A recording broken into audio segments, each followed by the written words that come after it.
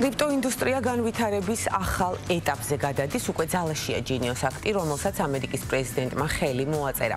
კანონის მიხედვით სტაბილური კრიპტოვალუტებისთვის, იგივე სტეიბლკოინისთვის მარეგულირებელი რეჟიმი ამოქმედდება და როგორც სპეციალისტები ამბობენ, ეს შესაძლოა ციფრული აქტივების ყოველდღიურ მიმოქცევაში შესვლის საფუძველი გახდეს. სტეიბლკოინების მუდმივი ღირებულების მქონე კრიპტოვალუტებია და მათი შეფარდება ამერიკულ დოლართან 1:1-ზეა. ახალი რეგულაციით სტეიბლკოინები ლიკვიდური აქტივებით უნდა გამყარდეს, რეზერვების შესახებ ინფორმაცია ყოველთვიურად უნდა განახლდეს. სტეიბლკოინის ბაზრის მოცულობა ამ დროისთვის 260 მილიარდი დოლარია. ახალი რეგულაციის ფონზე ბაზარზე მოლოდინია, რომ 2028 წლისთვის მთლიანი კაპიტალიზაცია $2 ტრილიონ მიაღწევს.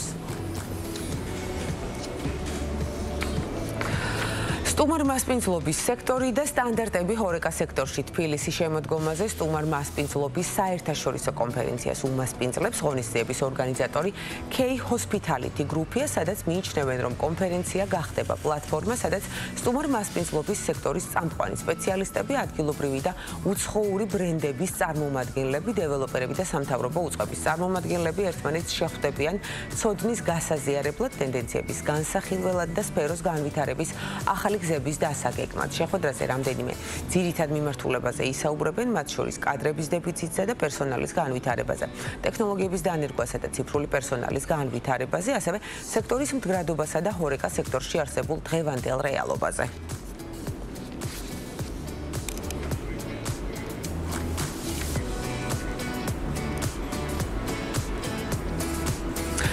ქართული ინოვაციური ციფრული სარესტორნო პლატფორმა რესტო ეროვნული სტარტაპია, რომელიც მომხმარებელს განსხვავებულ სარესტორნო გამოცდილებას სთავაზობს და იმ დისკომფორტების თავიდან არიდებას პირდება, რაც ჯავშნებთან დაკავშირებულ ქაოსს თუ საკვების დაუსრულებელ ლოდინს ახლავს ხოლმე თან. მარტივი რეზერვაციები მზად და გვხვდება სერვისი პარტნიორი კომპანიების წარმომადგენლობითი ჩამონათვალი, რაც მთავარია პლატფორმაზე ხელმისაწვდომი კვების ობიექტების მუდმივად მზარდი რიცხვი, რაც არჩევანთან და მეტკომფორტთან ასოცირდება ალბათ. დამეთანხმებით, თუ რას და როგორ გვთავაზობენ, ასევე როგორ გამოვიყენოთ და მოვარგოთ ჩვენს ინტერესებს რესტოჯი, ბიზნეს იდეის დეტალებით, განვლილი გზის შეფასებით, გამოწვევების ანალიზითა და გეგმებით ჩვენი სტუმარია დავით ციკლაური, რესტოს დამფუძნებელი. მოგესალმებით, დავით. დიდი მადლობა სტუმრობისთვის.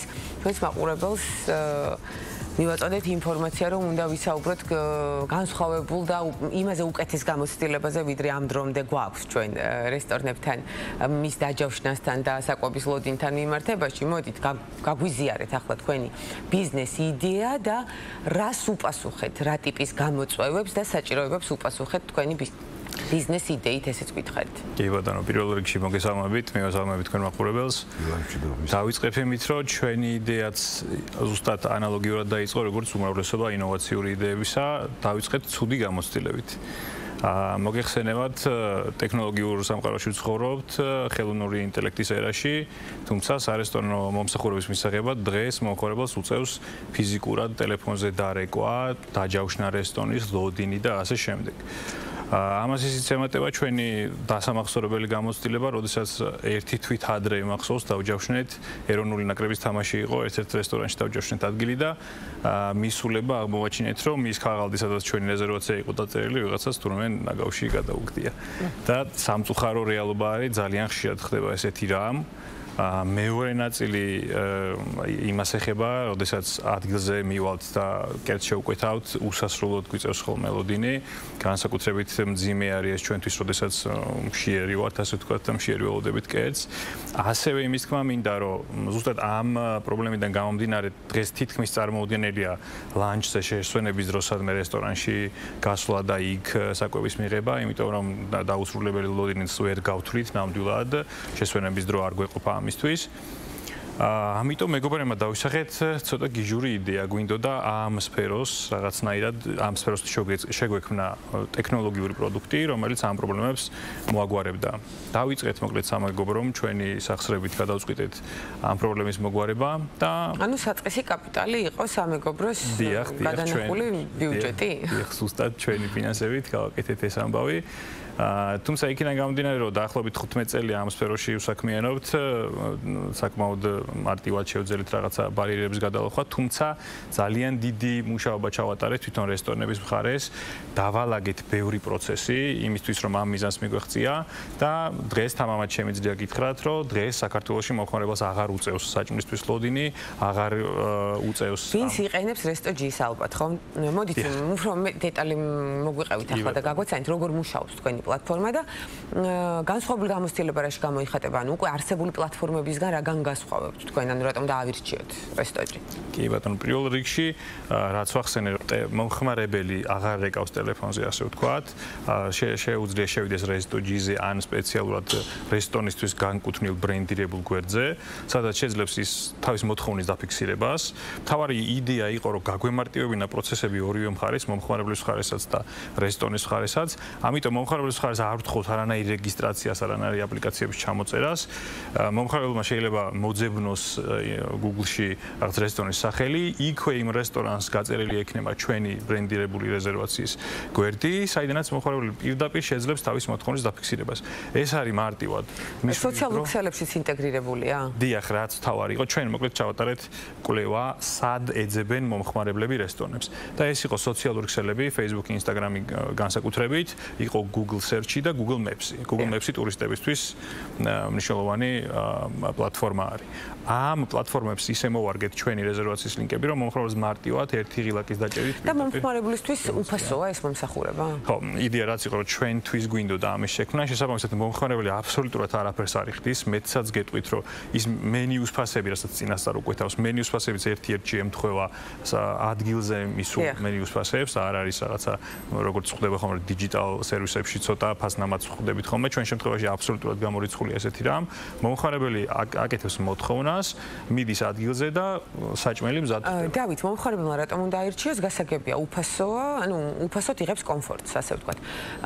თვითონ ბიზნეს ობიექტები, კვების ობიექტები რა ინტერესით ერთვებიან, ეს რომ განგვიმარტოთ და ასევე ბიზნეს მოდელი თქვენი რაზეა მოწყობილანი, მოგების მარჟაზე როგორ გადიხართ? კი ბატონო. როგორც ვახსენე უკვე, ჩვენი იდეა იყო გაგვემარტივებინა პროცესები არა მარტო ერთ მხარეს, მეორე მხარესაც, ბიზნესების მხარესაც, საკმაოდ დიდი სამუშაო ჩავატარეთ, ავტომატიზაცია გავუკეთეთ სარესტორნო პროცესებს. იმ პროცესებს, რასაც დღეს რესტორნები ხელით აკეთებენ. ასევე დამატებით გადავეცით რესტორნებს თავიანთი ბრენდირებული რეზერვაციის გვერდები, მომხმარებლები იმის მაგალითად რომ დარეკონ, მაგალითად თავიანთ ბრენდირებული რეზერვაციის გვერდებით შეძლებენ უკვე მოთხოვნის განთავსებას, ასე ვთქვათ. ესეც, ასე ვთქვათ, სრულად ბჭყალებში უფასოდ გადაეცემა, იმიტომ რომ აქ არ არის ჩვენი ბიზნეს მოდელი. ჩვენი ბიზნეს მოდელი ემყარება გაყიდვებს, იმ შემთხვევაში თუ მომხმარებელი შეუკვეთავს წინასწარ კერძს, რომელიც ჩვენი პროცესების მიხედვით მზად დახვდება მომხმარებლის მისვლის შემდეგ, ამ შემთხვევაში საპროცენტო განაკვეთზე ვართ შეთანხმებული კონკრეტულ რესტორნებთან. გავითვალისწინეთ ქართული ბიზნესის მდგომარეობაც და იმისთვის, რომ ხელი შეგვეწყო ქართული ბიზნესების და განსხვავებული ყოფილიყავით სხვა ალტერნატივებისგან, უცხოური ალტერნატივებისგან, გათვალისწინებული არის აქ განსაკუთრებით დაბალი ტარიფი ქართული ბიზნესებისთვის რა. გასაგებია. და ბოლოსკენ მივდივართ და ერთი შეკითხვა გამიჩნდა. ეს ტარიფები რა მაინტერესებს იცი, აი მომხმარებელი როცა ამ შეკვეთას ახორციელებს, რამე მინიმალური დანახარჯი უნდა განახორციელოს, იმიტომ რომ ანუ ინტერესი რესტორნის ინტერესი სად არის? გეთანხმებით. ანუ ამ დროს. და პროცესი არის ძალიან სამუშაო პროცესია, მოკლედ რა, ერთად ძალიან ბევრი ადამიანია ჩართული დაინტერესებული მხარე რა, ვინც რაღაც იდეებს გვაწვდის. იქიდან გამომდინარე, ეს დადგენილი, ასე ვთქვათ, კონკრეტული თანხა არ გვაქვს, თუმცა რაღაც ლოგიკური რიმა დავიღეთ, რაღაც 15 ლარი, რომ 15 ლარზე ნაკლებად ალბათ. კი ბატონო, და ჩვენ ვახსენეთ შესავალში წარმომადგენლობითი პარტნიორი ორგანიზაციები. ამაში არ გულისხმობ ბუნებრივია რესტორნებს. მოდით გითხარით, ვინ არიან ისინი და რა დამატებით ბენეფიტს პირდებიან მომხმარებლებს და ეს მომხმარებლები არიან მხოლოდ ადგილობრივები თუ უცხოელებიც თუ როგორ არის ეს გამიჯნული ეს ამბავი? კი ბატონო. მოკლედ, იქიდან გამომდინარე, რომ ეს ყველაფერი ძალიან მნიშვნელოვანია ქართველი ადამიანისთვის, რომელიც ამ სარესტორნო გამოცდილებას იღებს, კიდევ უფრო მნიშვნელოვანია ტურისტისთვის, რომელიც საქართველოში ჩამოდის. იმიტომ რომ წარმოიდგინეთ, ენა არის ის ადამიანმა ჩამოდის და ტელეფონით უწევს კომუნიკაცია, შეიძლება ენობრივი ბარიერი არსებობდეს, ასე შემდეგ. იმათვის ძალიან მნიშვნელოვანია ამ სერვისის მიღება იმის გათვალისწინებით, რომ თავიანთ ქვეყნებში ეს სტანდარტი უკვე ესია დაწესებული, ტელეფონით არავინ არ ეკავს საზღვარგარეთ რესტორნებში რეზერვაციის მისაღებად. ამიტომ ეს პოტენციალი დაინახა კომპანიამ Mastercard-მა და ყველა იმ ტურისტს, რომელიც Mastercard-ის ბალანსის მფლობელია და შემოდის საქართველოში, Mastercard-ი, ასე ვთქვათ,